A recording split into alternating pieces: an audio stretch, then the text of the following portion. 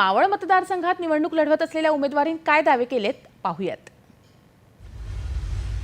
गेले 10 वर्षांमध्ये अतिशय दुर्गम भागामध्ये ज्या ठिकाणी वीज पोचली नव्हती स्वातंत्र्याच्या नंतर त्या ठिकाणी केंद्र सरकारच्या दीनदयाळ ग्राम ज्योती योजनेच्या माध्यमातून तिथे वीज पोचवण्याचं काम केलं।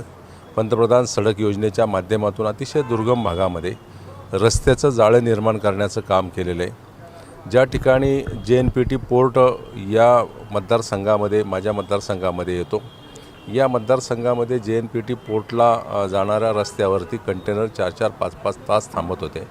माननीय गडकरींच्या माध्यमातून त्या ठिकाणी आपण 8 लेनचा रस्ता केला आणि आता 30-35 हजार कंटेनर महिन्याला जात होते, ते 1.5 लाखापर्यंत जातात।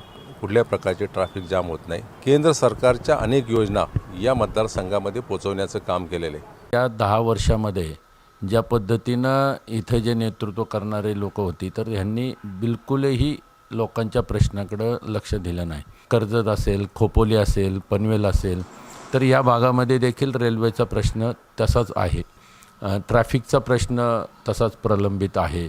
आम्ही येत्या काळामध्ये हा जो प्रश्न, हे जे काही समस्या आहेत, हे समस्या पुढं ह्या समस्या सॉल्व करण्यासाठी, या समस्यांना त्या ठिकाणी जे काही जास्तीत जास्त प्रयत्न करून या समस्या सगळ्या संपवण्यासाठी आम्ही प्रयत्न करणार आहोत।